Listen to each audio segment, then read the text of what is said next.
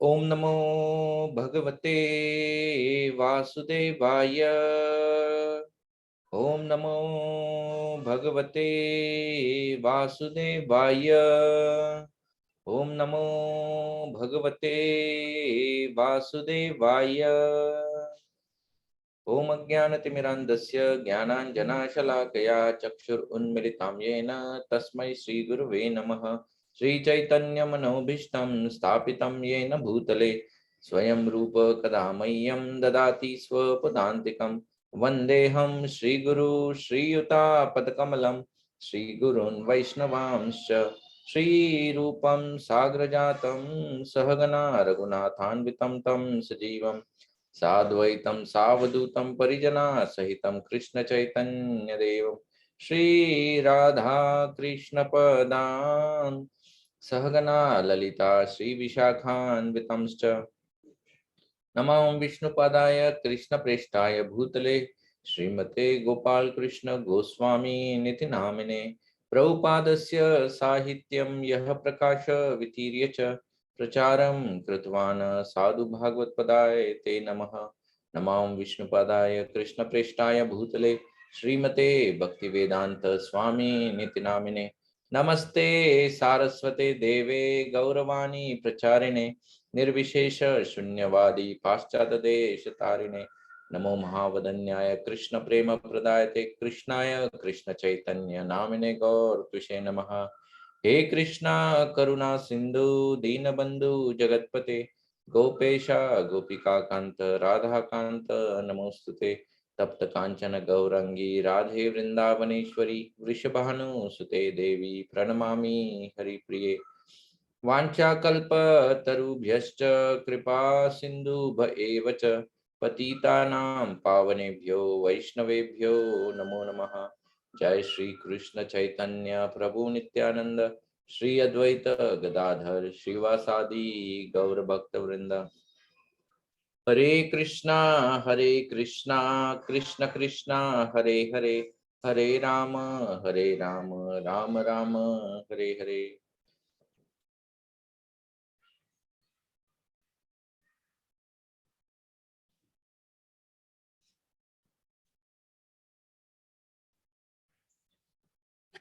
हरे कृष्णा। सो आज हम लोग अभिमन्यु के बारे में जो महाभारत में बताई गई घटनाएं हैं उन घटनाओं के ऊपर चर्चा करेंगे।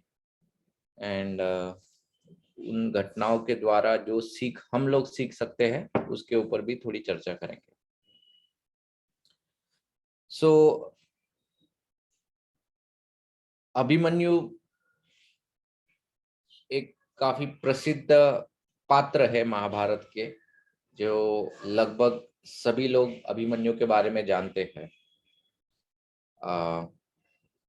अभिमन्यु जब महाभारत के युद्ध में अभिमन्यु जब उतरा तब उसकी आयु 16 साल की थी, मात्र 16 साल।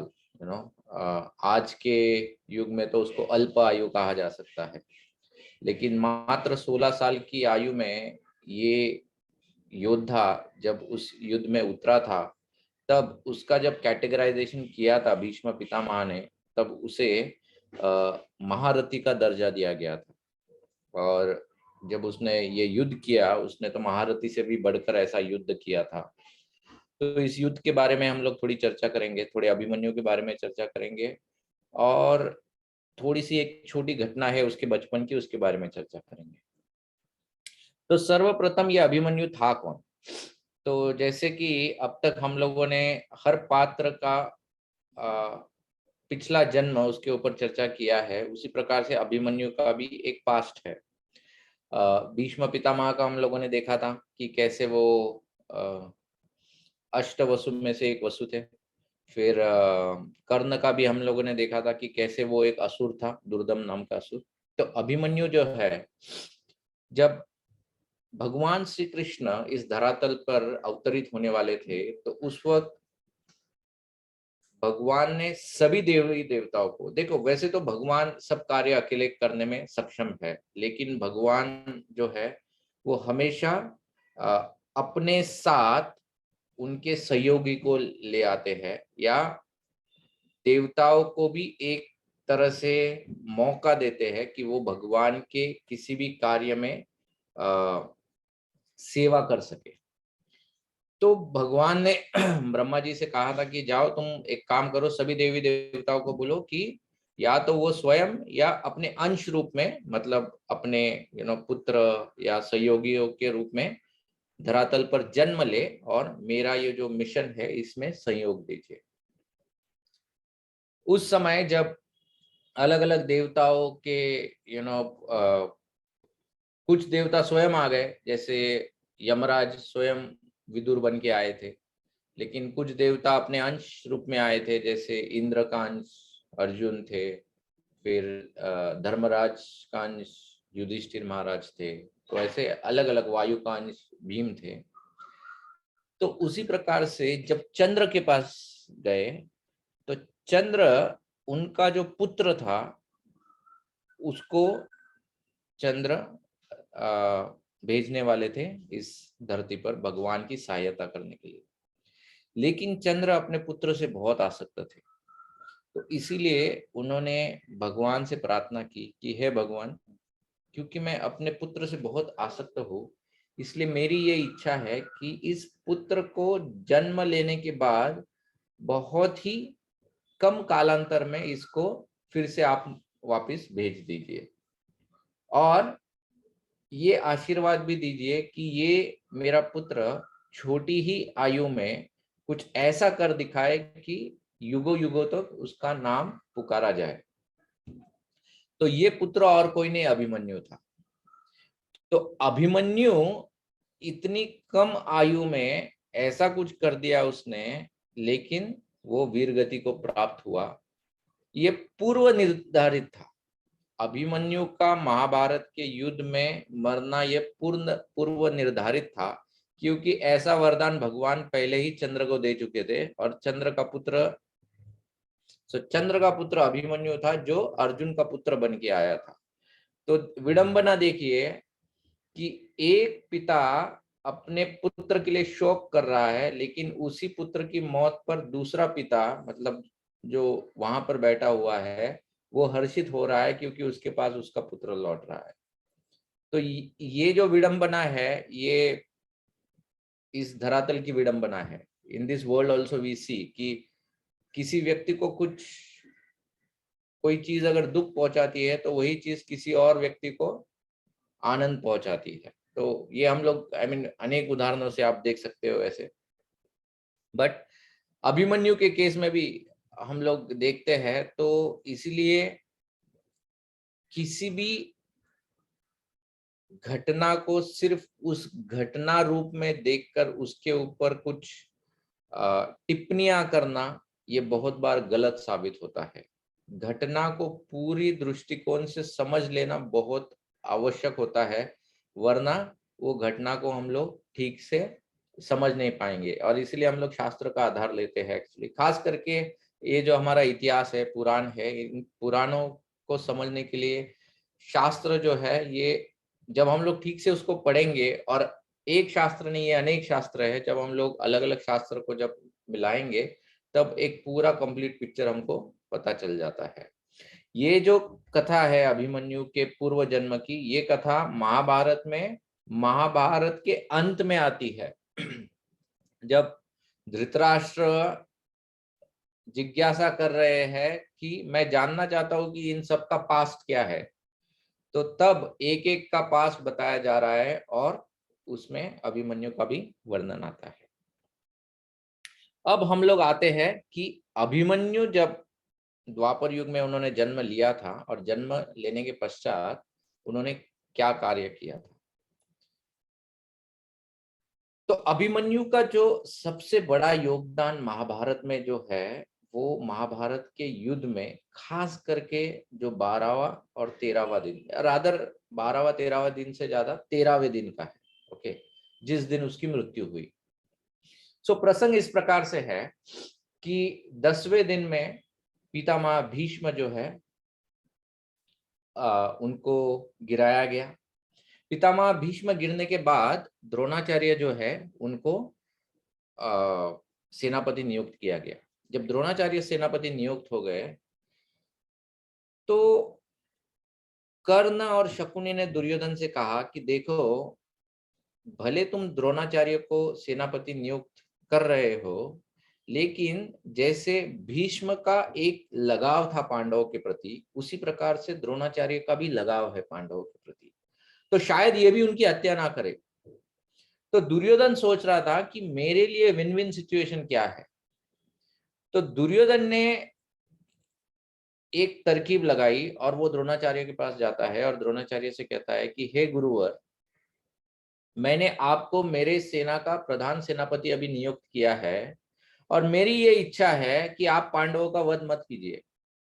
तो द्रोणाचार्य तो थोड़ा हक्का बक्का रह गए। उन्होंने सोचा, अरे बाप रे, क्या हो गया इसको, मतलब अचानक इसके अंदर इतना परिवर्तन कैसे आ गया। उनको लगा कि शायद दुर्योधन सुधर गया। तो दुर्योधन ने कहा कि नहीं, आप सिर्फ युधिष्ठिर को बंदी बनाइए, उसको मारिएगा नहीं, सिर्फ बंदी बनाइए, यही मेरी इच्छा है। तो द्रोणाचार्य ने कहा कि दुर्योधन, मैं अति प्रसन्न हूँ, युधिष्ठिर को तो मैं यूं ही बंदी बना लूंगा, इसके लिए कोई तकलीफ नहीं है, लेकिन मुझे बताओ तो सही, ऐसा क्या, मतलब क्या सोच रहे हो तुम कि अब तुम पांडवों को मारना नहीं चाहते हो। तो दुर्योधन ने कहा कि जब युधिष्ठिर बंदी बनेगा तब मैं उसके साथ फिर से द्यूत खेलूंगा और द्यूत में उसको परास्त करके फिर से मैं वनवास भेजूंगा। तो ये जो दुर्योधन का जो कपटी जो स्वभाव था, वो स्वभाव कभी छूटा ही नहीं। ओके। तो तब द्रोणाचार्य को समझ में आया कि ये व्यक्ति कभी बदलने वाला है नहीं। फिर भी द्रोणाचार्य ने दुर्योधन को आश्वासन दिया कि मैं तुम्हारे लिए युधिष्ठिर को बंदी बना लूंगा। तो जो 11वां दिन था, 11वें दिन पे द्रोणाचार्य ने इस प्रकार से आक्रमण कर दिया कि वो युधिष्ठिर को बंदी बना सके।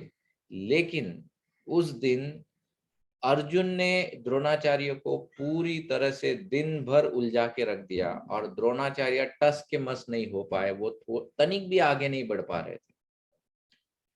तो शाम के समय जब शिविर में वापस युद्ध के बाद लौट गए तो दुर्योधन बहुत व्याकुल होकर द्रोणाचार्य के पास आया और उन्होंने कहा कि देखो, आपने तो मुझे आश्वासन दिया था कि युधिष्ठिर को आप बंदी बना लोगे, आज पूरा दिन आप एक ही जगह पे खड़े रहे, हिले भी नहीं वहां से, ऐसे कैसे बंदी बना सकते हैं। तो द्रोणाचार्य ने कहा कि देखो, मैंने तो अपने साइड से 100% दिया था, लेकिन जब तक अर्जुन युद्ध भूमि में रहेगा तब तक युधिष्ठिर को बंदी बनाना असंभव है।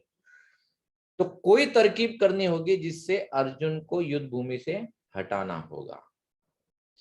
तो अर्जुन को युद्ध भूमि से हटाना पड़ेगा। तो उस वक्त जो त्रिगर्त त्रिगर्त का एक राजा था, वो त्रिगर्त के राजा ने ये वचन दिया दुर्योधन को कि वो अर्जुन को दूसरी ओर ले जाकर उसको उलझाए रखेगा और फिर यहाँ पर द्रोणाचार्य इसको बंदी बना सकते हैं युधिष्ठिर को। तो 12वें दिन जब इस प्रकार से षड्यंत्र रचा गया था, तब जैसे कौरवों के जासूस होते थे, पांडवों को भी जासूस थे, और उन जासूसों द्वारा अर्जुन को और सबको पता चल गया था, युधिष्ठिर के अलावा बाकी सबको ये पता चल गया था कि द्रोणाचार्य का प्रयोजन क्या है। प्रयोजन ये है कि अर्जुन को बंदी बनाना है, सॉरी, युधिष्ठिर को बंदी बनाना है। तो अर्जुन को ये ज्ञात था कि ये कुछ होने वाला है।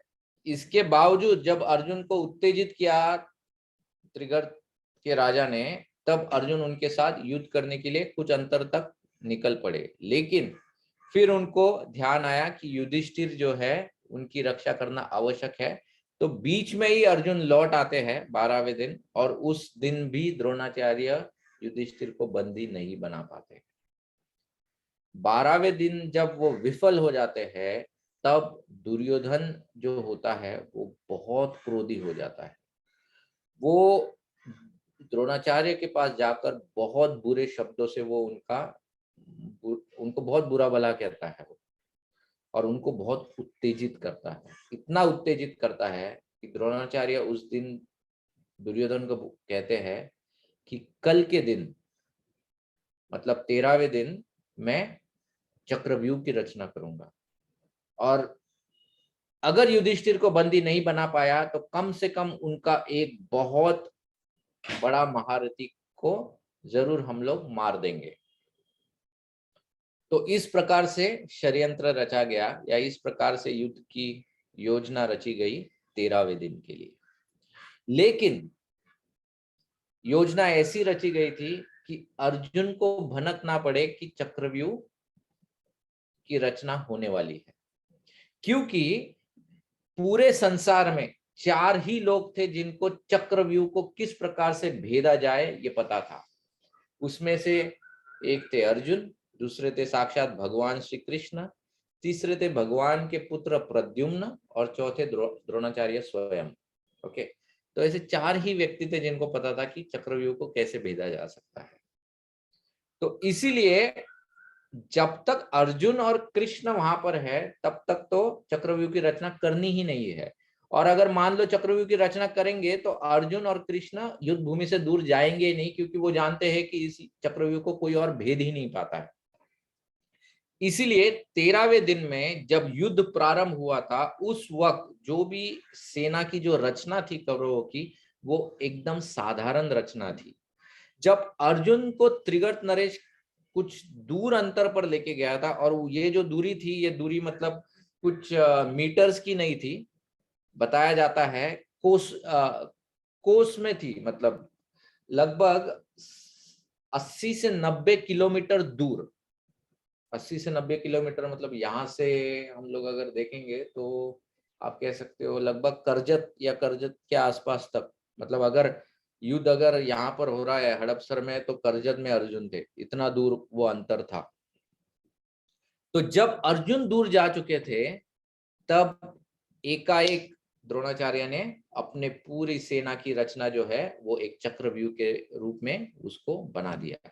अब ये जो चक्रव्यूह होता है, ये अगर आप लोगों ने ये अगर देखा होगा महाभारत सीरियल, उसमें वो ऐसा सर्कुलर फॉर्मेशन उन्होंने ऐसा वो सर्कल दिखाया है जहां पर सैनिक ऐसे तैनात है, लेकिन चक्रव्यूह ऐसा नहीं था।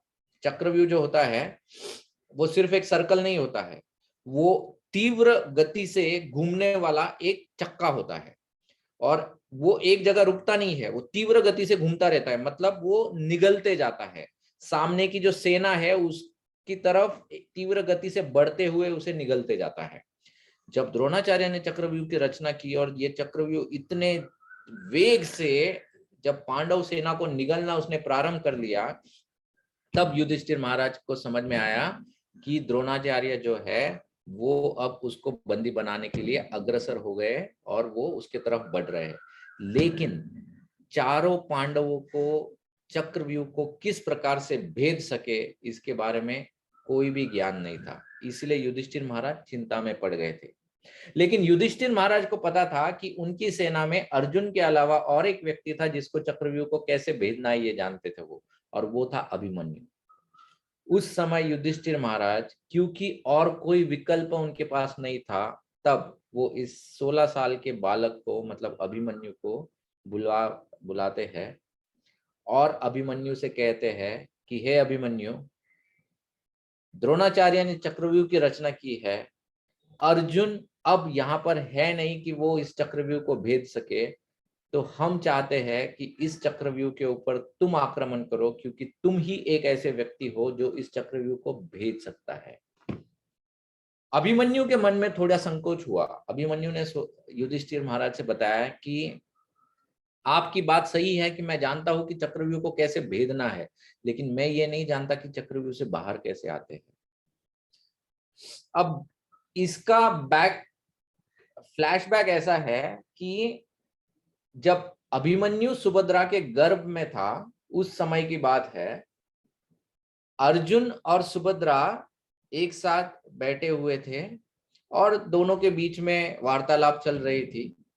एंड एज यूजुअल सुभद्रा चाहती थी कि अर्जुन कुछ ना कुछ उनके साथ गप्पे लड़ाए, तो इसलिए सुभद्रा ने अर्जुन के इंटरेस्ट का विषय पूछा अर्जुन से कि तुम मुझे युद्ध के अलग अलग जो तुम्हारे रचनाएं होती है या युद्ध के अलग अलग टेक्निक्स होते हैं उसके बारे में कुछ बताओ। तो अर्जुन तो अति उत्साह से सब कुछ बताना प्रारंभ कर दिया। और खास करके अर्जुन ने चक्रव्यूह के बारे में उस वक्त सुभद्रा को बताया। लेकिन क्योंकि ये सब युद्ध का टेक्निकलिटीज थे एंड माताएं लोगों को ये सब टेक्निकल चीजों में कोई इंटरेस्ट नहीं होता है, तो सुनते सुनते सुभद्रा मैया वहीं पर सो गई। तो अर्जुन सिर्फ इतना ही बता पाए थे कि चक्रव्यूह को भेदना कैसे है। सुभद्रा मैया तो सो गई, लेकिन माँ के गर्भ में जो अभिमन्यु थे वो गर्भ में ही बैठ बैठ कर ये पूरा सुन रहे थे।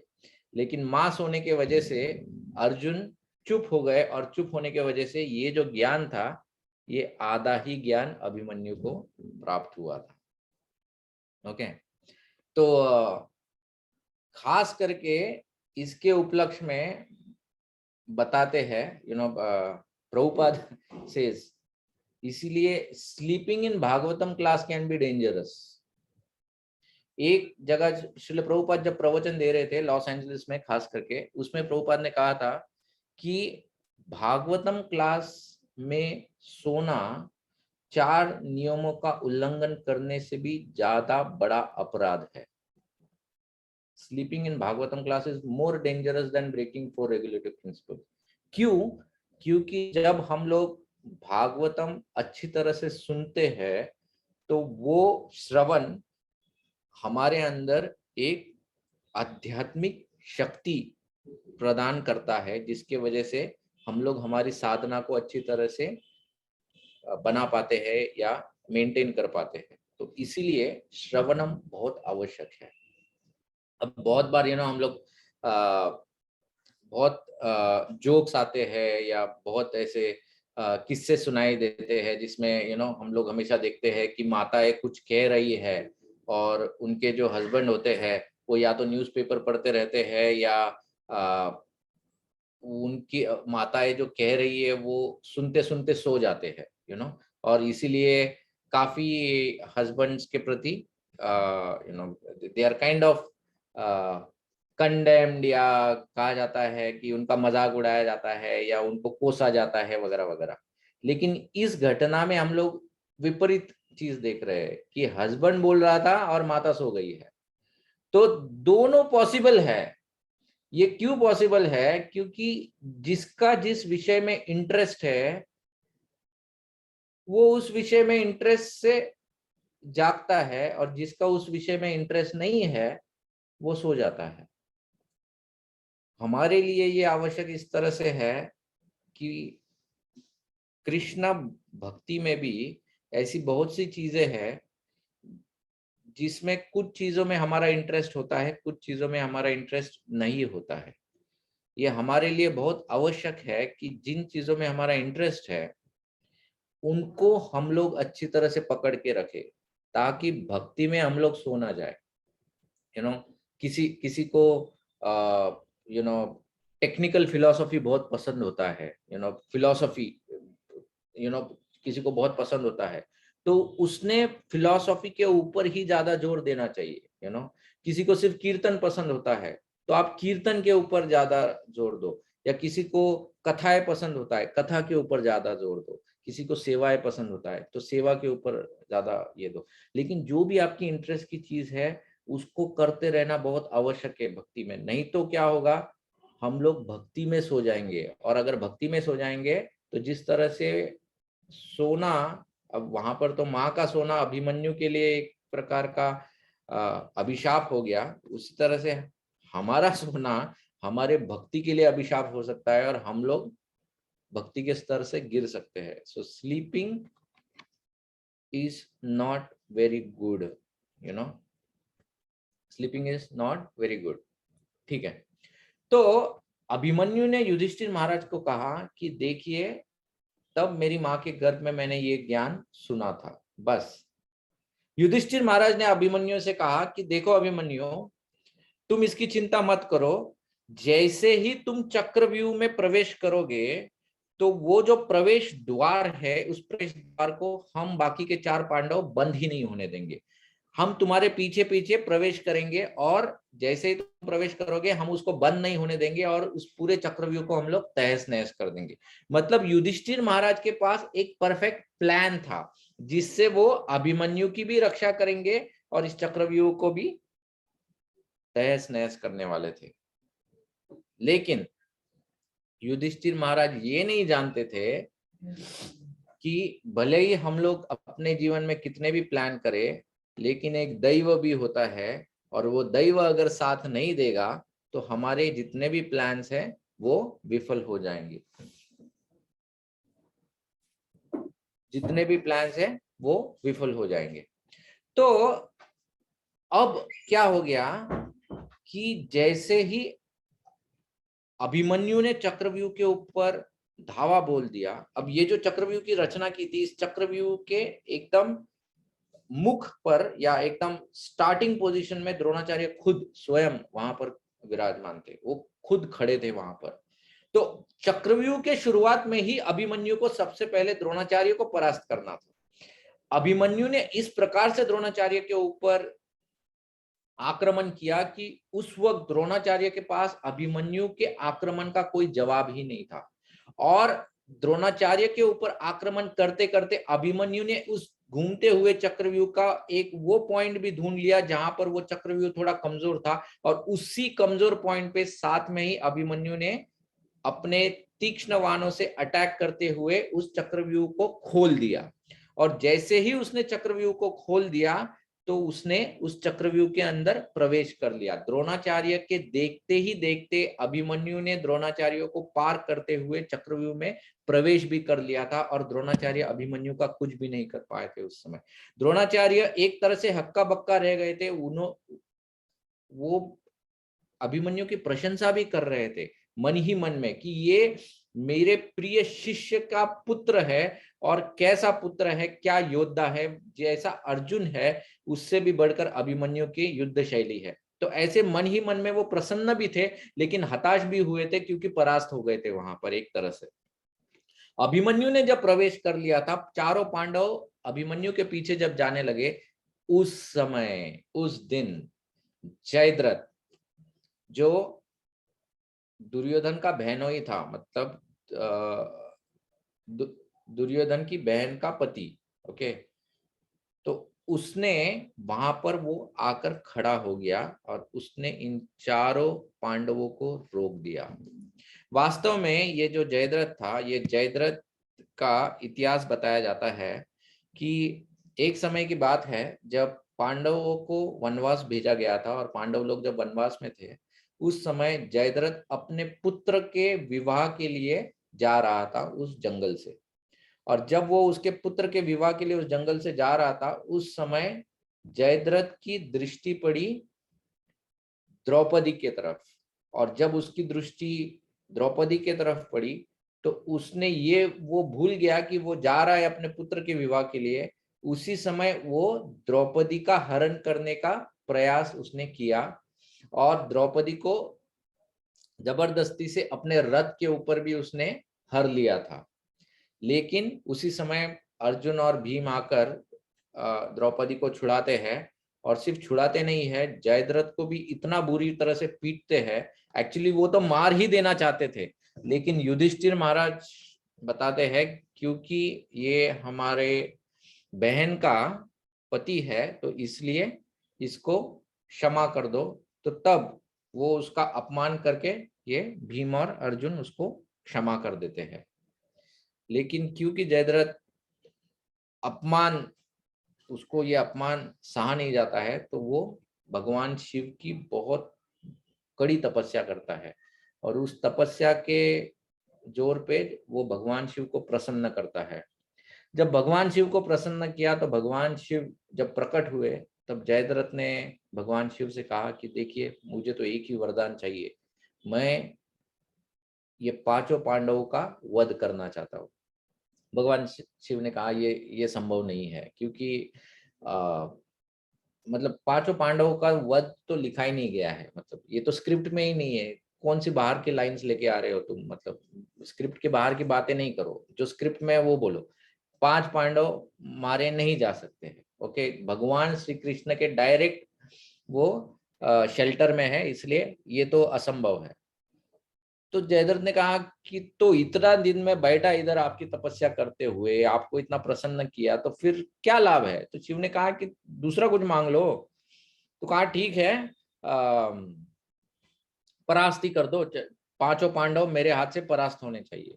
तो शिव ने कहा कि देखो एक काम करते हैं, थोड़ा मांडवली करते हैं। ओके, ये तो संभव नहीं है, लेकिन अर्जुन के अलावा किसी एक दिन, अर्जुन के अलावा किसी एक दिन तुम बाकी चार पांडवों को परास्त कर सकते हो। वो दिन तुम चुन लेना कौन सा दिन होगा, लेकिन अर्जुन के अलावा अर्जुन को तुम नहीं परास्त कर पाओ। ठीक है। तो ये वो दिन था जब जयद्रथ ने चुना भगवान का जो वरदान है उसको पाने के लिए। तो इस दिन जयद्रथ ने चारों पांडवों को पकड़ के रखा और एक तरह से परास्त भी कर दिया था। और उस वक्त अर्जुन वहां पर नहीं थे, और इसने क्योंकि चारों पांडवों को रोक लिया था, उसके वजह से अभिमन्यु जो थे वो अंदर उस चक्रव्यूह में अकेले पड़ गए। अभिमन्यु ने जब पीछे देखा कि मेरे चार चाचा वो मेरे पीछे आ रहे नहीं आ रहे, उसने जब देखा कि अरे वो तो उधर ही रोक दिए गए हैं और चक्रव्यूह अब बंद हो चुका है, तब अभिमन्यु ये समझ गया था कि आज उसको जिंदा बाहर निकलना बहुत मुश्किल है या लगभग असंभव है। लेकिन फिर भी अभिमन्यु अपना उत्साह उसने बनाए रखा था और एक के पीछे एक योद्धाओं को वो मारते जा रहा था। जितने भी बड़े बड़े योद्धा थे दुर्योधन के पक्ष में, सभी के सभी अभिमन्यु से घायल हो चुके थे। कर्ण जब आया था अभिमन्यु से युद्ध करने के लिए, अभिमन्यु ने उसको बुरी तरह से घायल कर दिया था, और इस तरह से घायल कर दिया था कि कर्ण वहां से भाग खड़ा हो गया था। जब भाग खड़ा हुआ तो दुर्योधन कर्ण के पास जाता है और कहता है कि अरे तुम तो बड़ी डींगे मारते हो कि अर्जुन को परास्त करोगे, अर्जुन को परास्त करोगे, ये तो अर्जुन का पुत्र है, इस पुत्र को भी तुम परास्त नहीं कर पा रहे हो, तो क्या करोगे? तो कर्ण दुर्योधन से कहता है कि देखो दुर्योधन, तुम्हारे मित्रता का वास्ता है मुझे, इसीलिए आज मैं इस युद्ध भूमि में खड़ा हूं, वरना अभिमन्यु के जिस तरह से तीक्ष्ण बाण मैंने खाए हैं, ऐसे बाण खाने के बाद मैं इस युद्ध भूमि को छोड़ के कब का निकल गया होता। लेकिन क्योंकि तुम मेरे मित्र हो और मैं उस मित्रता के ऋण में अटका हुआ, इसलिए आज मैं अभी भी यहाँ पर किसी तरह से अपनी हिम्मत बनाते हुए डटा रहा हूं वहां पर। उस समय कर्ण के बाद अश्वत्थामा जाता है, अश्वत्थामा घायल होकर वापस आता है। फिर दुशासन जाता है, दुशासन घायल होकर आता है। दुर्योधन सोचता है कि जैसा अभिमन्यु का पुत्र श्रेष्ठ है वैसा मेरा एक पुत्र है लक्ष्मण, वो भी बहुत ग्रेट है। तो एक काम करता हूँ, जवान खूनों को मैं एक साथ लड़वाता हूँ, देखते शायद मेरा पुत्र रोक दे। वहां से जब लक्ष्मण को आवाज देता है तो लक्ष्मण वहां से जोर से चिल्लाते हुए अभिमन्यु को ललकारता है कि आज मैं तुम्हारा वध कर दूंगा। वो अपने शब्द पूरे भी नहीं कर पाता है, तब तक अभिमन्यु लक्ष्मण का सर उसके धड़ से अलग कर देते हैं। जब अपने पुत्र को अपने आंखों के सामने मारा जाता हुआ जब दुर्योधन देखता है, तब उसका खून इतना खौलता है कि वो उसी क्रोध में द्रोणाचार्य के पास जाता है और कहता है कि हे गुरुदेव, नहीं पहले वो कर्ण के पास जाता है, वो कहता है कि हे कर्ण, कुछ तो करो, आज किसी भी हालत में अभिमन्यु यहाँ से जीवित बाहर नहीं जाना चाहिए, इसको किसी भी हालत में रोक दो, वरना आज ये कौरव सेना का संहार यहीं पर कर देगा। उस समय कर्ण दुर्योधन से कहता है कि अगर मैं कुछ कर सकता तो मैं यहाँ पर खड़ा नहीं होता, लेकिन मैं यहाँ पर खड़ा हूं, इसका मतलब यह है कि मैं कुछ नहीं कर सकता है। एक काम करते हैं कि हमारे जो कमांडर है द्रोणाचार्य, गुरुवर, उनके पास जाते हैं और उन्हीं से कुछ सजेशंस लेते हैं कि कैसे अभिमन्यु को रोका जाए। दुर्योधन कर्ण बहुत क्रोध में जब द्रोणाचार्य के पास जा रहे हैं, और द्रोणाचार्य वहां पर बैठ के मस्त जैसा एक मूवी चल रहा है उस मूवी का आनंद ले रहे हैं, एकदम प्रसन्न भाव से अभिमन्यु जिस तरह से युद्ध कर रहा है उसको देखे जा रहे। इसको देखकर दुर्योधन का खून और खौलता है, बोलता है गुरुवर आप कर क्या रहे हो, आप ये साइड में हो वो साइड में हो, कौन से साइड से युद्ध कर रहे हो? द्रोणाचार्य कहते हैं कि देखो, इस अकेले योद्धा को देखो कि कैसे हम में से एक भी महारथी इसके सामने टिक नहीं पा रहा है। इसका जो बाण चलाने का जो वेग है, इसकी जो तीक्ष्णता है, इसकी जो एक्यूरेसी है, और खास करके इसका जो कवच है, इस कवच में कोई भी गलती नहीं है। इसका जो डिफेंस है, उस डिफेंस को हम भेद नहीं पा रहे हैं। ऐसा महारथी शायद ही कभी देखने को मिलता है। तब दुर्योधन कहता है कि देखो गुरुवर, आई मीन बखान बहुत हो गया, प्रवचन बाद में भी दे सकते हो, अभी इस समय इसको किसी भी हालत में मारना है, क्या कर सकते हैं। तब द्रोणाचार्य बताते हैं कि देखो, अगर युद्ध के सारे नियमों के साथ अगर हम लोग इसके साथ युद्ध करेंगे तो हम लोग इसको नहीं मार सकते, या इसको हम लोग परास्त भी नहीं कर सकते हैं। एक ही तरकीब है जिससे अभिमन्यु को हम लोग शायद रोक पाए, लेकिन द्रोणाचार्य कहते हैं लेकिन इस तरकीब का उत्तरदायित्व मैं नहीं लूंगा। मैं तुमको बताऊंगा लेकिन मैं इसका उत्तरदायित्व नहीं लूंगा। ओके, आप में से किसी को एग्जीक्यूट करना पड़ेगा। कर्ण कहता है मैं कर लूंगा। द्रोणाचार्य कहते हैं आप में से किसी को इस योद्धा के पीछे जाना होगा। जब इसका ध्यान नहीं है तब पीछे से इसके ऊपर आक्रमण करके इसके कवच को भेदना होगा और इसके बाण को पीछे से तोड़ना होगा। उसी समय जब एक योद्धा पीछे से इसके ऊपर आक्रमण करेगा, दूसरे योद्धा ने इसके रथ के पहियों को तोड़ना है, तीसरे योद्धा ने इसके सारथी को मार देना है, चौथे योद्धा ने इसके घोड़ों को मार देना है, और पांचवें योद्धा ने इसके जो बचा कुचा रथ है इसको तहस नहस करना है। ऐसे जब अनेक योद्धा इसके ऊपर एक साथ आक्रमण करेंगे अलग अलग दूरी से, तब शायद हम लोग अभिमन्यु को रोक पाएंगे। जब ये प्रस्ताव रखा गया था तो सर्वप्रथम कर्ण पीछे से जाकर अभिमन्यु के ऊपर आक्रमण करता है।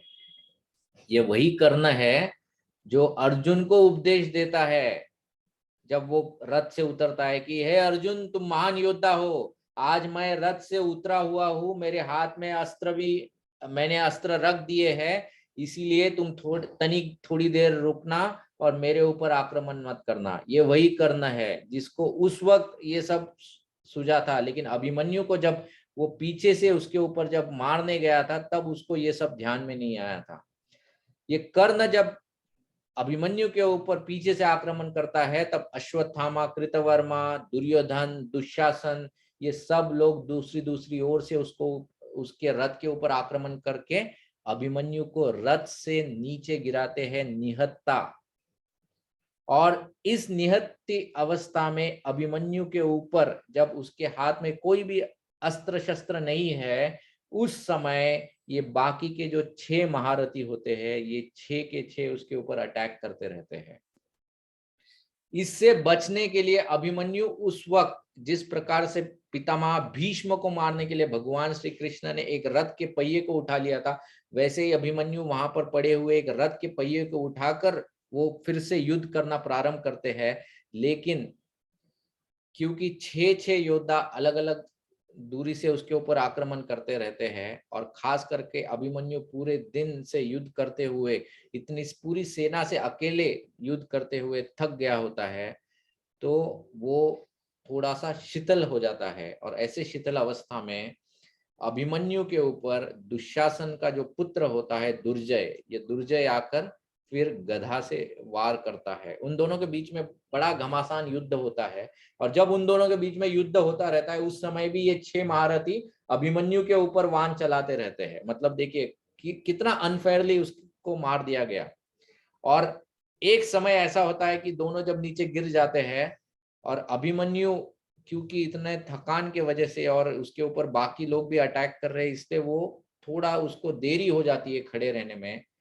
तब उसी वक्त ये दुर्जय अपने गदा का प्रहार उसके सर के ऊपर करके उसके सर को फाड़ देता है, और उधर ही अभिमन्यु का मृत्यु हो जाता है।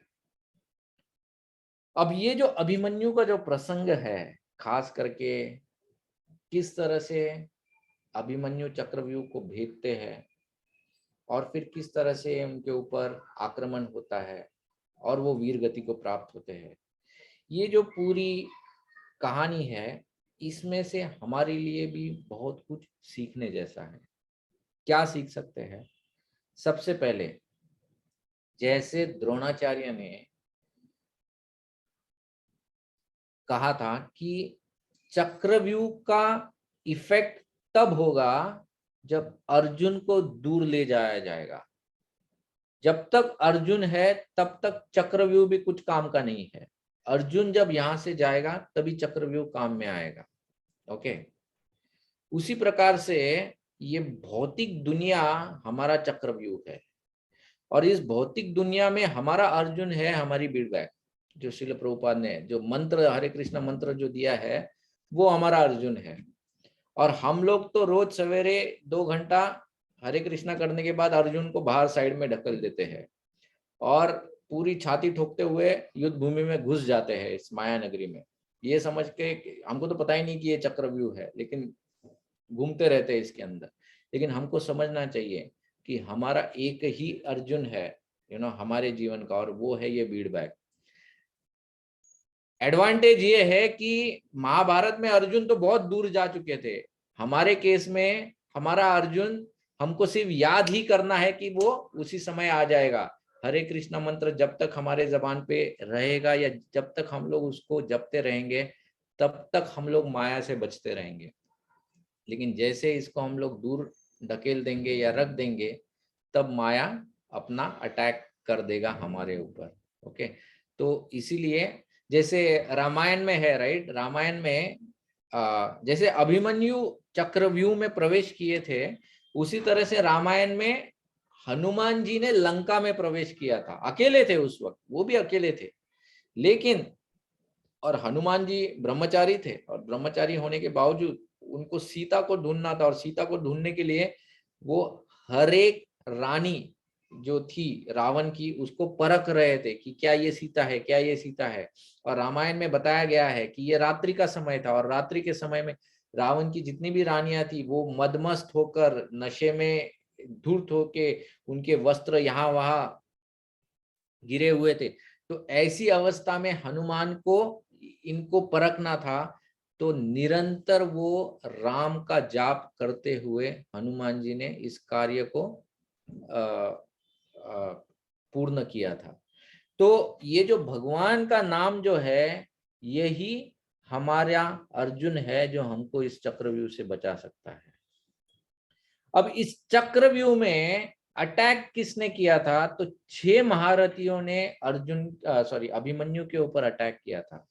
आचार्य बताते हैं ये जो 6 महारथी है, मतलब कौरवों की ओर के, हमारे जीवन में ये 6 अनर्थ है।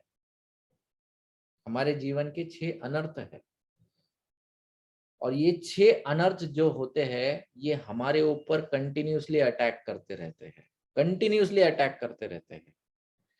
और दुर्भाग्य की बात यह है कि जो जयद्रथ है, इन 6 महारथियों के अटैक से बचने के लिए हमको मदद चाहिए, और ये मदद को रोकने वाला कौन था चक्रव्यूह में? जयद्रथ था। हमारा जयद्रथ हमारे अंदर ही बैठा हुआ है। कौन है? हमारा आलस।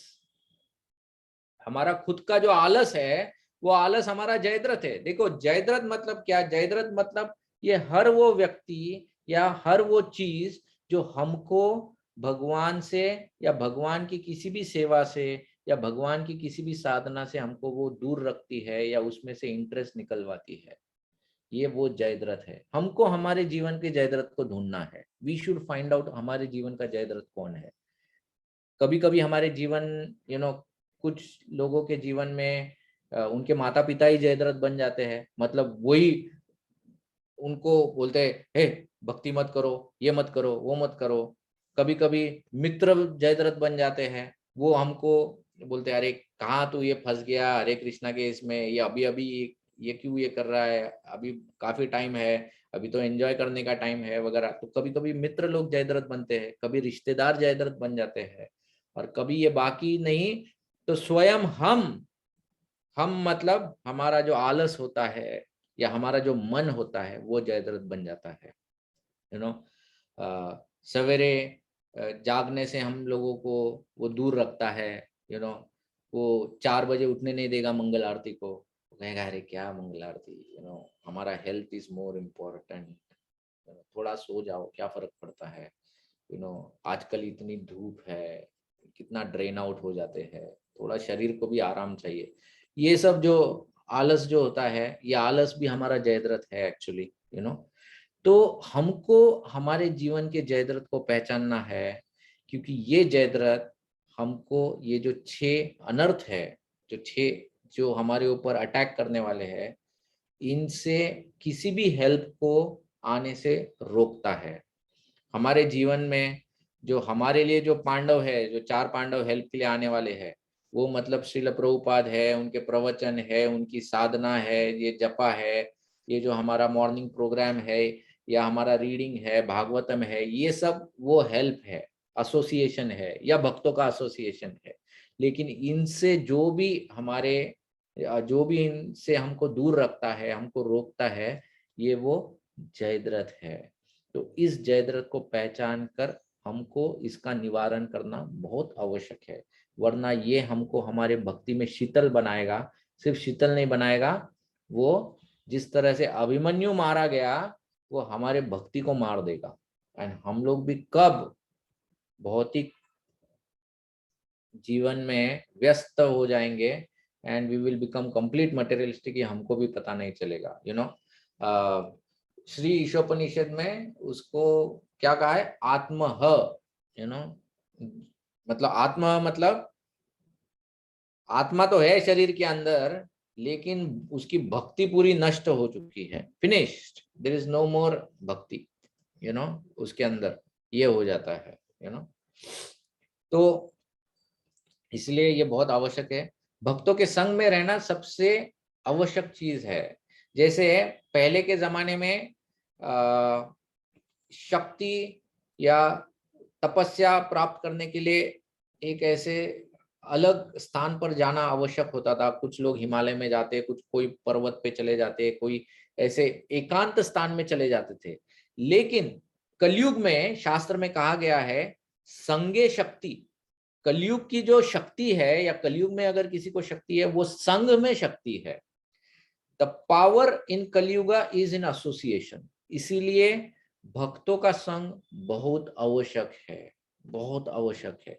भक्तों से दूर जाना ये हमारे लिए डेंजरस हो जाता है। भक्तों के संग में रहना ये शक्ति है, और उनके संग में रहेंगे तो वो जरूर हम लोगों को बचाए रखेंगे। ओके, तो अभिमन्यु के इस पूरी घटना में हम लोग ये सीख सकते हैं, यू नो, कि किस तरह से अभी जैसे अभिमन्यु ने चक्रव्यूह में प्रवेश किया। अभिमन्यु को तो कहा गया था, युधिष्ठिर महाराज ने उनको कहा कि आप जाओ चक्रव्यूह में, वो तो थोड़े हिचकिचाए थे। हम लोग तो हिचकिचाए भी नहीं, हम तो एकदम हंसते खेलते आ गए हैं इस, यू नो, ऑलरेडी इस मटेरियल वर्ल्ड में आ गए, इस चक्रव्यूह में। और अभी तक, यू नो, हम लोगों को ऐसा कोई प्रॉब्लम भी नहीं लग रहा। हम लोग सोच रहे कि अच्छे मजे मजे कर रहे हैं हम लोग यहाँ पर, लेकिन हम लोग जानते ही नहीं कि किस तरह से हमारे ऊपर ये 6 महारथी आक्रमण किए जा रहे हैं एक्चुअली। ओके, तो ये हमको समझना बहुत आवश्यक है। अब ये अभिमन्यु की जो स्टोरी है, इसका जो फाइनल पार्ट है, वो फाइनल पार्ट ये वो है जिसमें अभिमन्यु जब मारा गया, तो अभिमन्यु का जैसे ही वार्ता युधिष्ठिर महाराज तक पहुंची, तो वो सुनते ही युधिष्ठिर महाराज मूर्छित हो गए। युधिष्ठिर महाराज अपने आप को इतना कोसने लगे, क्योंकि उन्होंने सोचा कि मेरे ही वजह से अभिमन्यु मारा गया। मैंने ही अभिमन्यु को कहा था कि तू चक्रव्यूह में प्रवेश कर, मैं ही कारणीभूत हूं अभिमन्यु के मृत्यु के लिए। देखिए, ये प्रसंग को समझना बहुत जरूरी है। युधिष्ठिर महाराज ने जब अभिमन्यु को चक्रव्यूह में प्रवेश करने के लिए बताया था, तब युधिष्ठिर महाराज का एक प्लान था, और युधिष्ठिर महाराज के मन में कोई कपट नहीं था। उनके मन में ये कपट नहीं था कि चलो आज के दिन जाने दो, इसको मरने दो, कम से कम आज का दिन तो निकल जाएगा, फिर कल हम लोग अर्जुन को बोलेंगे देख बाबा ये ऐसा होता है, इसलिए अब कल जाना मत दूर, इधर ही खड़े रहना। युधिष्ठिर मन के महाराज के मन में ऐसा कोई कपट नहीं था, उनके पास एक परफेक्ट प्लान था, लेकिन अनफॉर्चुनेटली वो प्लान जयद्रथ के वरदान के वजह से सफल नहीं हो पाया और युधिष्ठिर महाराज अपने आप को कोसने लगे। ओके, इसके विपरीत दुर्योधन के बारे में देखिए, जब अभिमन्यु मारा जाता है और हम लोग we will come to that प्रसंग, लेकिन अर्जुन उस वक्त ये शपथ लेता है कि कल के दिन मैं जयद्रथ का वध कर दूंगा और नहीं करूंगा तो मैं खुद अग्नि समाधि ले लूंगा। जब जयद्रथ को यह पता चल गया था कि अरे अर्जुन ने ऐसा वरदान प्रण लिया है, तो जयद्रथ ने वो सीधा अपना पूरा बैग वैग पैक करके वो गया द्रोणाचार्य के पास, कहा कि चलो मैं गुड बाय करने आया हूँ, मैं जा रहा हूँ यहाँ से। द्रोणाचार्य कहाँ जा रहे हो, युद्ध तो खत्म नहीं हुआ। बोले नहीं, अर्जुन ने ऐसा प्रण लिया है और अर्जुन से बचना असंभव है। द्रोणाचार्य ने कहा नहीं तुम सही बोल रहे हो, बराबर है, मतलब अर्जुन से बचना असंभव है। बोले क्या बात करते हो गुरुदेव, आप कमांडर हो, आपको बचाना चाहिए मेरे को। बचाऊंगा मैं तुमको पक्का, कल तो मैं अलग अलग चक्रव्यूह लगा दूंगा, अलग अलग व्यू की रचना करूंगा, तुम्हारे लिए पूरी सेना को मैं ये कर दूंगा। लेकिन फिर भी अगर इसके बावजूद भी अगर तुम मारे जाते हो तो डोंट फील बैड। द्रोणाचार्य ने कहा कि बुरा मत मानना, क्योंकि तुम एक क्या कहते हैं क्षत्रिय की मौत तुमको प्राप्त होने वाली है। जयद्रथ ने कहा कि अरे कैसा कमांडर मिला है, मतलब वो उत्साह देने की जगह मेरे को और डिस्करेज किए जा रहा है। दुर्योधन बाजू में खड़ा था, दुर्योधन ने कहा कि अरे जयद्रथ रुको रुको रुको, तुम जाओ मत। जैसे द्रोणाचार्य ने कहा है कि कल हम सब लोगों का फोकस एक ही होगा, अर्जुन से तुमको दूर रखा जाएगा, बाकी हम लोग किसी से युद्ध नहीं करने वाले, बस हम लोग सिर्फ अर्जुन को दूर रखेंगे, इसलिए तुम टेंशन मत लेना और लाइन में तुम सबसे पीछे खड़े रहना, बस तो कल तुम्हारी हम लोग रक्षा करेंगे। दुर्योधन ने यह आश्वासन जयद्रथ को दिया था, लेकिन दुर्योधन के मन में कपट था। दुर्योधन को ये कोई इंटरेस्ट नहीं था कि ये जयद्रथ जिए या मरे। दुर्योधन जानता था कि कल का जो दाव है वो दुर्योधन के ही पक्ष में है। क्यों? क्योंकि अगर किसी तरह से जयद्रथ बच जाता है तो अर्जुन को प्रण के अनुसार अपने आप को अग्निदाह दे देना है, मतलब अग्नि में समाधि ले लेनी है।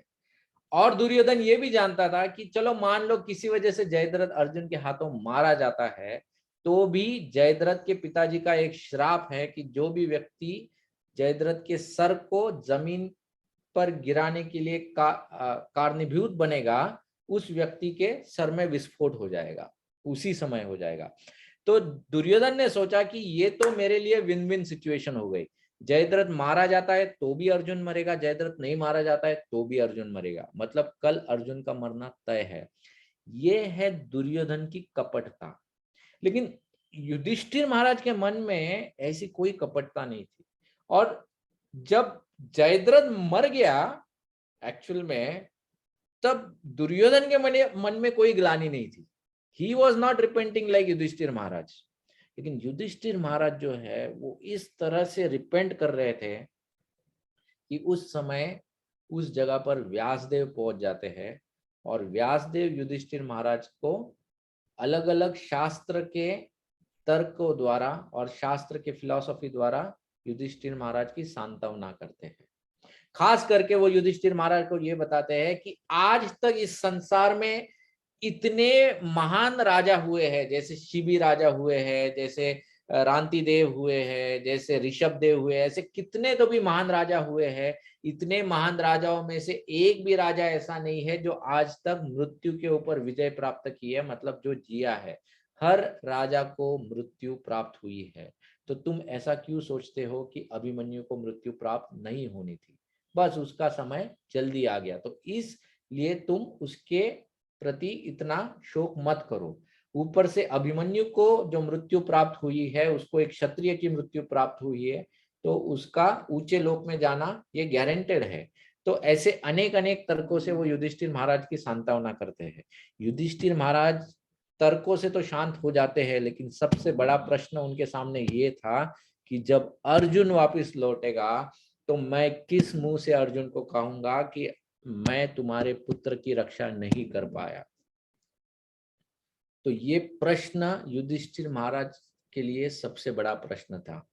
और जब अर्जुन वापस लौटते हैं, एक्चुअली जब अर्जुन मतलब जब दिन समाप्त होता है और अर्जुन वापस आते रहते हैं, तो उनके शरीर में ही कुछ अपशकुन उनको महसूस होने लगता है, शरीर थोड़ा कपकपाता है। जब वो अपने शिविर की ओर देखते हैं तो वहां पर सिर्फ एक प्रकार का शोक छाया हुआ दिखाई देता है। जो ध्वज होते हैं वो ध्वज भी नीचे किए हुए होते हैं। और खास करके जब भी अर्जुन युद्ध से लौटते थे आज तक, मतलब 12 दिन तक, हमेशा अभिमन्यु अर्जुन की स्वागत के लिए वहां पर आते थे, लेकिन आज अभिमन्यु वहां पर नहीं थे। और आते वक्त अर्जुन के कानों में कुछ ऐसे शब्द भी आते हैं जिससे अर्जुन को एक डाउट आता है कि द्रोणाचार्य ने चक्रव्यूह की रचना की थी। और अर्जुन के मन में ये शंका आ जाती है कि क्या मेरे पुत्र ने तो उस चक्रव्यूह में प्रवेश नहीं किया था, क्योंकि और तो कोई बचा ही नहीं था और किसी को पता ही नहीं था चक्रव्यूह को कैसे भेदा जाए। तो ये सब भावनाओं के साथ अर्जुन ने जब अपने शिविर में प्रवेश किया, और जब अपने शिविर में वो देखते हैं कि चारों भाई जो है अपना सर नीचे लटकाए हुए बैठे हैं, और जो आसन उनके पुत्र का था वो आसन रिक्त है, तब अर्जुन तुरंत समझ जाते हैं कि क्या हुआ है। और अर्जुन बहुत शोक करते हैं, बहुत रोते हैं, बहुत रोते हैं। ओके, तो देखो ये वही अर्जुन है जिनको 10 दिन पहले या 12 दिन पहले भगवान श्री कृष्ण ने भगवत गीता सुनाई थी। ओके, तो हमको ये समझना चाहिए कि ये जो ज्ञान है, भगवत गीता का साइंस या हमारा जो शास्त्र है, ये हमको कोई पत्थर दिल बनाता नहीं है। It is not meant to make a stone hearted, emotionless नहीं है। ओके, अर्जुन ने के अंदर भी इमोशंस थे और वो सब बाहर आए उस समय। लेकिन लेकिन जब अर्जुन ने ये पूछा कि कैसे मेरे पुत्र मारा गया, और जब अर्जुन को पता चला, तब अर्जुन ने उस इमोशन को अपनी शक्ति बनाते हुए उसने जयद्रथ के प्रति वो प्रण ले लिया। अब तक क्या था, अर्जुन के प्रण लेने से समय से पहले तक कौरवों के शिविर में नगाड़े बज रहे थे और पांडवों का शिविर शांत था। जैसे ही अर्जुन ने ऐसा प्रण लिया, और जैसे ही अर्जुन के मतलब पांडवों के ओर के महारथियों ने ये देखा कि अब कल अर्जुन अपना पूरा का पूरा क्रोध कौरव सेना के ऊपर उतारने वाले हैं, मतलब कल का जो युद्ध है वो इस प्रकार घमासान होगा जिसमें अर्जुन को रोकना असंभव है, तब उनके मन में भी एक प्रकार का जल्लोष छा गया। और पांडव सेना में एक अलग ही प्रकार का उत्साह उत्पन्न हो गया। और अब इनके शिविर में ढोल और नगाड़े बजने लगे, तो वहां पर दुर्योधन कंफ्यूज हो गया कि हुआ क्या एग्जैक्टली, मतलब ये उल्टा क्यों चल रहा है। बजना तो ढोल तो हमारे इधर आवाज आना चाहिए, वो उधर क्यों आवाज आ रहा है। और जयद्रथ भी थोड़ा कंफ्यूज था। तब जयद्रथ ने जब पूछा कि क्या हो गया, तो उन्होंने कहा कि कल आपका टिकट कट रहा है। तो जैसे ही जयद्रथ को ये पता चल गया, तब जयद्रथ गया था द्रोणाचार्य के पास, और ये तो हमने चर्चा कर ली कि बाबा क्या हो गया उस समय। अब प्रश्न ये आता है, एक्चुअली हाँ, इसमें और एक सुंदर there is a very beautiful conversation between Krishna and Arjuna. ये पूरे इसमें जब अर्जुन ने ये वचन ले लिया, प्रण ले लिया, और सभी एकदम उत्साह में अपने अपने शिविर में लौट गए कि कल तो कल हम लोगों को द बेस्ट बैटल देखने को मिलने वाला है। सब लोग उत्साह से निकल गए और अर्जुन भी अपने शिविर की तरफ जा रहे थे। तो कृष्णा अर्जुन के पास गए और कहा कि अर्जुन, यू नो उत्साह बहुत अच्छा था, लेकिन कुछ ज्यादा नहीं बोल दिया तुमने उत्साह उत्साह में। मतलब जयद्रथ को मारने तक ठीक था, लेकिन अपने आप को आग में डालने की क्या जरूरत है, मतलब ये प्रण लेने की क्या आवश्यकता है।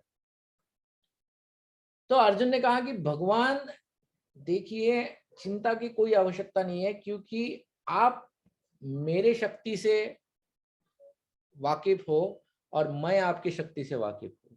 तो मैं जानता हूं कि आप क्या नहीं करवा सकते हैं, तो इसलिए मैं निसंकोच हूं। सो अर्जुन वॉज फियरलेस। इतना भयंकर प्रण लेने के बाद भी अर्जुन जो थे एकदम रिलैक्स थे। और यहां पर भगवान को टेंशन आ रहा था। महाभारत में बताया गया है, अर्जुन अपने शिविर में लौटने के बाद भगवान श्री कृष्ण कुछ देर तक अपने शिविर में टहल रहे थे, अप एंड डाउन। देखो, ये भगवान की भक्त वत्सलता है। मतलब कृष्णा को अगर किसी को भी मारना है तो उनके लिए ऐसा ऐसा है, लेकिन भगवान अपने भक्त के प्रेम में इतने डूब जाते हैं कि समटाइम्स वो अपनी खुद की शक्ति के ऊपर भी डाउट करते हैं। कि कृष्णा सोचते हैं कि कल अगर किसी वजह से अगर अर्जुन ये कार्य नहीं कर पाया तो क्या।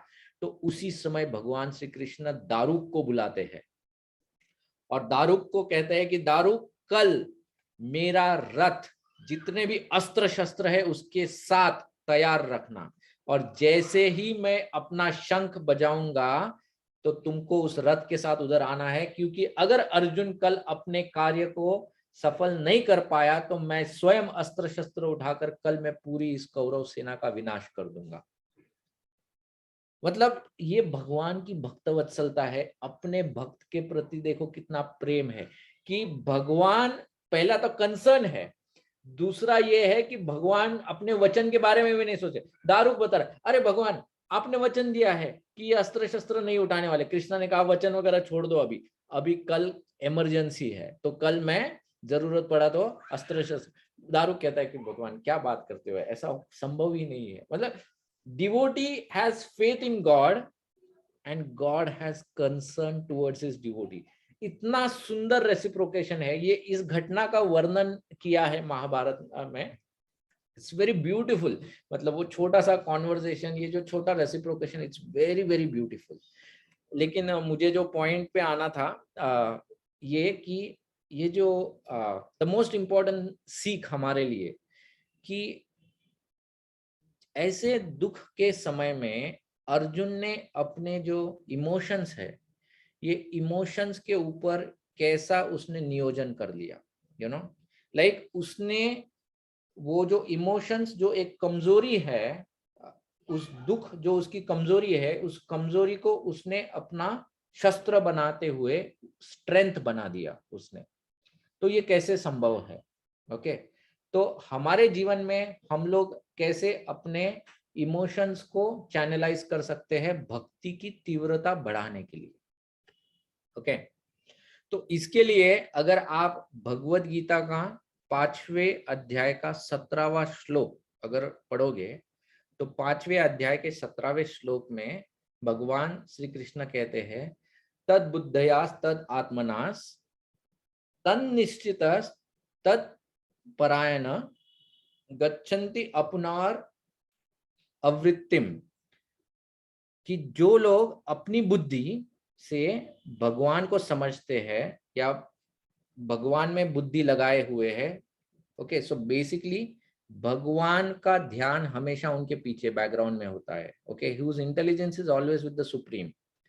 जिनका मन हमेशा भगवान में लगाया हुआ है, ओके, जिनकी भगवान के ऊपर श्रद्धा है और जिन्होंने भगवान की शरण ग्रहण की है, ऐसे लोग, ओके, ऐसे लोग, उनका जो ज्ञान है, ये ज्ञान कभी भी नष्ट नहीं होगा। मतलब क्या, कि ऐसे व्यक्ति के जीवन में अगर दुख भी आएगा, क्योंकि उसके बुद्धि में, उसके मन में उसने भगवान की शरण ली है, वो ऐसे दुख के प्रसंग में भी भगवान की और तीव्रता से वो भक्ति कर पाएगा, because he has practice that it is life. इसीलिए हम लोग अपने जीवन में अगर ऐसे प्रसंग आते हैं तो कैसे इनको, जैसे अर्जुन ने भगवान की सेवा में उसको लगाया है, हम लोग कैसे लगा सकते हैं। तो भगवान श्री कृष्ण जैसे भगवत गीता में बताते हैं कि उसके लिए हमको हमारा मन भगवान में लगाना चाहिए, हमारी श्रद्धा भगवान में बढ़ानी चाहिए, भगवान की शेल्टर लेना चाहिए। ये हम लोगों को जीवन भर करना है, तभी हम लोगों को वैसे प्रसंग में हम लोग उनका सहारा ले सकते हैं। नहीं तो हम लोग फिर बाकी बाकी ख्याल मन में आएंगे, आत्महत्या करे, ये करे, वो करे, ऐसे नेगेटिव थॉट्स आएंगे। लेकिन अगर भगवान की हम लोग भक्ति करते रहे जीवन भर, तो ऐसे प्रसंग भी अगर जब जीवन में आएंगे तो उसका एक पॉजिटिव आउटपुट ही बाहर आएगा। ओके, तो यही पर मैं एक्चुअली इस पूरे प्रसंग जो है अभिमन्यु का, इसको मैं विराम दूंगा, बिकॉज इसके बाद जयद्रथ की कथा आती है, वो अर्जुन का जब हम लोग डिस्कस करेंगे, या भगवान श्री कृष्ण कैसे अर्जुन की सहायता करते हैं, उसमें हम लोग जयद्रथ के वध के बारे में डिस्कस करेंगे। लेकिन आज हमने जो डिस्कस किया कि कैसे अभिमन्यु का पिछला जन्म में वो कौन थे और क्यों उनको जल्दी लौटना पड़ा। दूसरा, अभिमन्यु के बचपन की कथा कि कैसे भागवतम क्लास में सोना डेंजरस हो सकता है, या हम लोगों को हमारे जो इंटरेस्ट होते हैं भक्ति में, जिन विषयों में हमको इंटरेस्ट है, उन विषयों के ऊपर हम लोगों को ज्यादा प्रयास करना चाहिए ताकि भक्ति में हम लोग सो ना जाए। और फिर इसके पश्चात अभिमन्यु का चक्रव्यूह में प्रवेश, उसके ऊपर 6 महारथियों का आक्रमण, और इन 6 महारथियों के आक्रमण से बचने के लिए उनको मदद ना पहुंचाने के लिए जयद्रथ का खड़े रहना, इन सब घटनाओं के ऊपर हमने आज चर्चा की है। और उसके बाद में अर्जुन का जो विलाप है, हिज लेमेंटेशन, और इस लेमेंटेशन को अर्जुन कैसे उसने अपनी शक्ति बनाया है, इसके ऊपर हमने चर्चा की है। ठीक है, तो इसी के साथ हम लोग आज के सेशन को समाप्त करते हैं। हरे कृष्ण। किसी को कोई प्रश्न है आज जो भी हमने चर्चा की उसके ऊपर?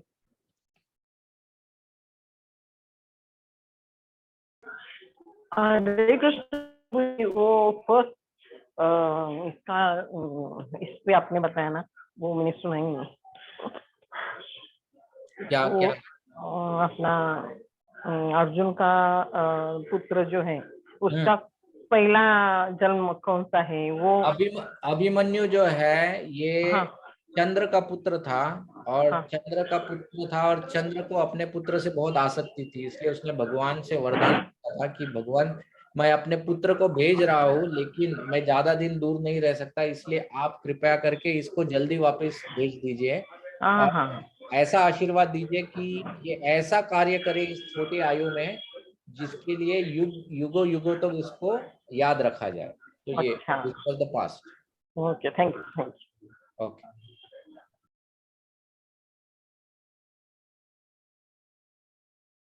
किसी को प्रश्न है कुछ, या कोई जिज्ञासा, एनी कमेंट्स जो हमने चर्चा की उसके ऊपर आज? या हरे कृष्ण प्रभु जी। यस प्रभु जी। अ, अभी अभी आपने बताया कि जैसे कि कृष्ण भगवान ने शस्त्र न उठाने का वचन लिया था, बट जैसे ही अर्जुन पन लेते हैं कि मैं जयद्रथ का वध करूंगा, अगर नहीं किया तो फिर अग्नि समर्पण करूंगा, बट वो केस में फिर जो कृष्ण है बोलते हैं कि मैं शस्त्र उठाऊंगा इनकेस अगर लगा जरूरत पड़ी, तो ये केस में हम ऐसे समझ सकते हैं कि अगर भक्त को जरूरत है तो भगवान अपना वचन भी तोड़ सकते हैं, या? Correct, correct. भगवान जो है उन, देखो एक होती है मोरालिटी, ओके, एक होती है मोरालिटी जिसको हम लोग एथिक्स भी कहते हैं बहुत बार, राइट। लेकिन इन एथिक्स के परे होता है धर्म, ओके। तो कभी कभी धर्म को स्थापित करने के लिए या धर्म की रक्षा करने के लिए एथिक्स को भी लांघना पड़ता है, एथिक्स को भी कभी कभी लांघना पड़ता है, only in case of emergency, okay, not normally. Normally कभी नहीं करते हैं, लेकिन इमरजेंसी में, जैसे महाभारत में, Mahabharata is a classic example. Mahabharata में आप देखो ऐसी बहुत सी जगह है, जैसे द्रोणाचार्य के वक्त युधिष्ठिर महाराज को झूठ बोलना, एथिक्स को लांग लिया, लेकिन अगर नहीं करते तो फिर युद्ध कैसे जीतते, और युद्ध नहीं जीतते तो फिर धर्म की स्थापना कैसे होती।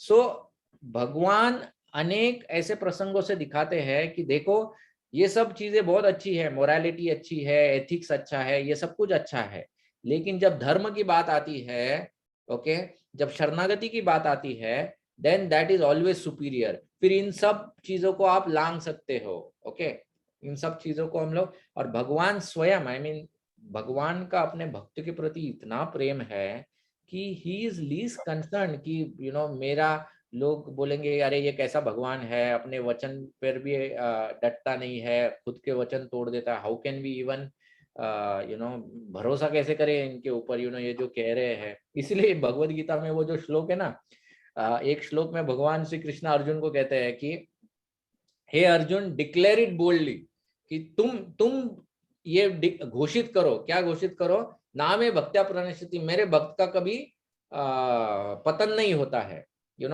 तो अर्जुन कह सकता था मैं क्यों डिक्लेयर करूं, तुम डिक्लेयर करो, कब से तुम ही बोले जा रहे हो ना भगवत गीता, तो तुम डिक्लेयर करो। तो भगवान इसलिए अर्जुन को बोलते हैं क्योंकि भगवान अपने वचन को तोड़ने वाले आगे जाके। तो अगर भगवान अपने वचन को तोड़ने वाले, तो लोग ये भी बोल सकते हैं कि अरे ये भगवान का हम लोग क्यों सुने, देखो 2 बार तो महाभारत में यही अपने वचन को तोड़ने वाले थे, तो how do I believe in him. लेकिन भगवान भक्त का वचन कभी नहीं तोड़ते हैं, इसलिए भगवान अर्जुन को कह रहे हैं कि declare it boldly. So I mean छोटे छोटे नुएंसेस है, but very beautiful relation between God and his devotees.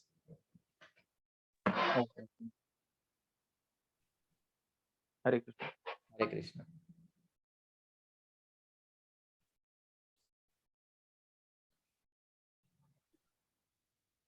Hare Krishna. Hare Krishna.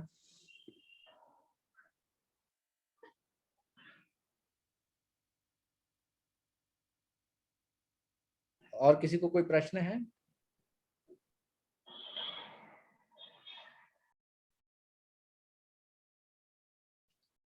ठीक है, तो हम लोग फिर यही विराम दे देंगे इसको, और अगले वीक से वी आर प्लानिंग टू, हम लोग इसको ऑफलाइन क्लास करने वाले हैं। हम लोग ये ऑनलाइन भी रखेंगे, मतलब उस वक्त लैपटॉप भी रहेगा, ऑनलाइन में भी चलेगा, लेकिन हम लोग चाहते हैं कि जितना भी संभव है, जितने भी भक्त पुणे में है और जिनको भी संभव है, वो कृपया करके ऑफलाइन आइए। हम लोग हमारे घर पे ये जैसे हम लोग कोविड से पहले सेशंस करते थे, वैसे ही करेंगे हमारे घर पे। बहुत दिन हो गए, महीने हो गए, हम लोगों को भक्तों का फिजिकल एसोसिएशन इतना नहीं प्राप्त हुआ है, तो हम चाहते हैं कि भक्त फिर से अभी एकत्रित आना प्रारंभ करें। तो हम लोग यहाँ पर अच्छा, फिर we will have nice association, प्रसादम होगा, कीर्तन होगा, विल आल्सो हैव नाइस कीर्तन इन द इवनिंग्स। तो आप सब यू कैन एक्चुअली पार्टिसिपेट। जो भक्त पुणे में नहीं है, पुणे के बाहर है, उनके लिए हम लोग ये ऑनलाइन भी रखेंगे। मैं संडे के बारे में प्लान कर रहा हूँ, हर संडे को शाम को। तो शुक्रवार के जगह पे हम लोग ये सेशन अभी संडे को मूव करेंगे, संडे को शाम को 6 से 8 के बीच में 5 बजे हम लोग प्रसाद रखेंगे। जो भक्त जल्दी लेना चाहते हैं, जो लोग भक्त लेट लेना चाहते हैं, वो 8 के बाद ले सकते हैं, और 6 से 8 के बीच में हम लोग एक्चुअल सेशन प्रवचन करेंगे, और प्रवचन के साथ थोड़ा कीर्तन करेंगे। तो इस तरह से लेकिन मैं एग्जैक्ट डिटेल्स आप सब लोगों को व्हाट्सएप मैसेज में 1-2 दिन में भेज दूंगा, लेकिन हमारा प्रयास है कि अगले रविवार से हम लोग इसको करेंगे। हरे कृष्ण। हरे कृष्ण। हरे बोल।